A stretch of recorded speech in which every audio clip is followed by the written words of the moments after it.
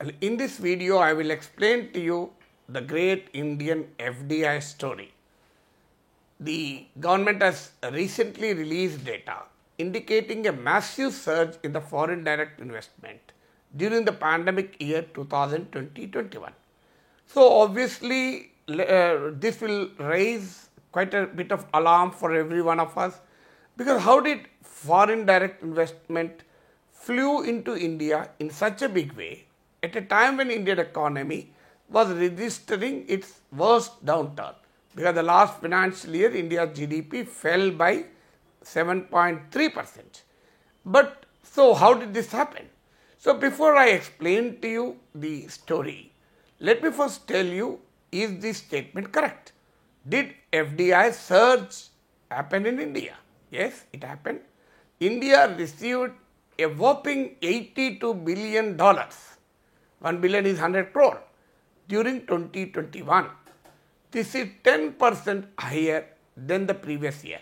So when compared to 2019-20, in the last fiscal, India received 10% more FDI. So it is certainly remarkable, not just because in a pandemic year we received higher FDI. It is also remarkable by the global comparison. If you look at the global FDI in this year 2021, pandemic year, the global FDI has actually declined by 47%.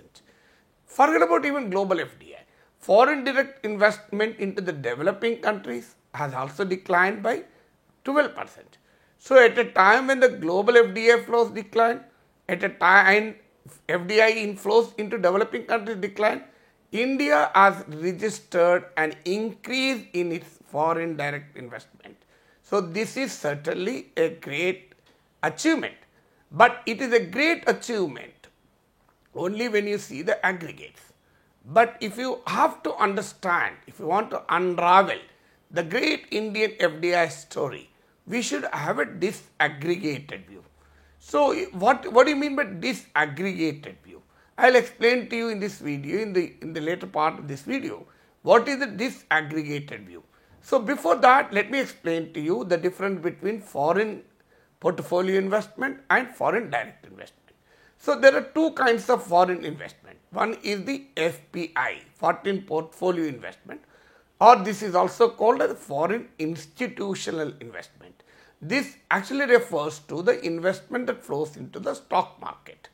So then there is a second form and a more healthy form of foreign investment called foreign direct investment. Foreign direct investment is again categorized into two. One is a greenfield investment, which means if a foreign company, if an American company comes and establishes a company in Anantapur or Adilabad, we call it as greenfield investment. So a new company is established. There was no such company in the past. So a foreign investor came and established a altogether new company here. Then there is a second type of investment called equity investment, or what we call as merger and acquisition, M&A investment, which essentially means if an American company comes and takes over a company in India or takes away the shares in a company, so it buys the equity in the company, it is called mergers and acquisition. So obviously greenfield investment is the best form of investment. Even if it is not greenfield, at least there should be an investment that will result in an expansion of the company. So now let me tell you what is the kind of investment that has flown. So out of the $82 billion which has come, equity investment alone accounts for 61 billion. That means the lion's share of the investment, foreign direct investment that has come into India is essentially a transfer of money from one foreign company into Indian company. So this actually does not result in a significant creation of new industrial assets or new economic assets.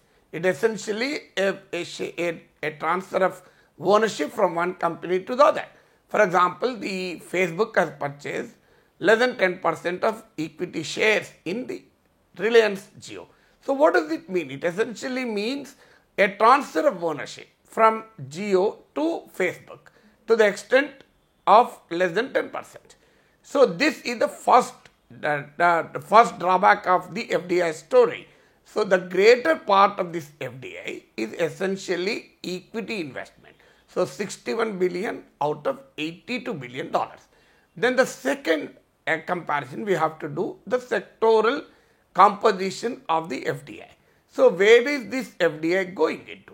Which sectors are receiving the FDI? So obviously if the FDI flows into the manufacturing sector, it will generate jobs, it will generate new jobs, it will raise the India's economic competence significantly, it will advance India's technological capabilities. But if you look at the total FDI, the manufacturing sector accounts for a mere 17%. So where did the FDI go? FDI primarily went into the services sector. Services sector accounted for 80% of the FDI in the year 2021. And within the services sector, it is essentially information technology enabled services thanks to the geo investment. The ITES sector accounts for 47%. So what is the story? The story essentially means FDI is concentrated into only one sector. Then the third comparison I will give you, which companies actually received. Did Indian economy receive the investment or did only few companies receive it? So you will be surprised to know that the three companies of Reliance Group accounted for the 54% of the total FDI into India. So out of the $82 billion, 54% of it went into the only Reliance companies. So therefore, it is not a great Indian FDI story, it is a great Reliance FDI story. So if you take out the FDI that has flown into the top 5 companies, not just these 3 Reliance companies, Baidu's and Arsenal and the Mittals, GMR have also got the FDI. So if you take out the FDI received by the 5 companies, interestingly, the remaining FDI into Indian economy has actually fell by 1/3. So which essentially means FDI is concentrated in only few companies and few sectors. This is what the Reserve Bank of India has also expressed concern. The RBI report says the concentration of FDI in few companies and few sectors without actually getting into the entire Indian economy is a matter of concern even by the RBI's assessment. Then I will tell you the fourth thing. So FDI not only flows into the economy, FDI flows out of the economy. What we mean by this is FDI inflows and FDI outflows. Actually, the net FDI outflows should be calculated by, net FDI inflows have to be calculated by subtracting the FDI outflows from the FDI inflows. Surprisingly, this $82 billion story is only FDI inflow story. So there was also outflow of FDI. FDI inflows increased by 10%, but whereas the FDI outflows increased by 47%. So if you remove the FDI outflows, the net repatriation disinvestment, then after the repatriation disinvestment is taken into account, the net FDI flows actually declined by 2.4%. So what does it mean? So it essentially means the FDI story is not as attractive as being projected. So it is essentially into a couple of sectors and couple of companies. Actually, the entire economy is not benefited by the FDIs. Entire Indian's economic recovery is not fueled by FDIs. Actually, the foreign portfolio investment account for a lion's share of India's foreign investment.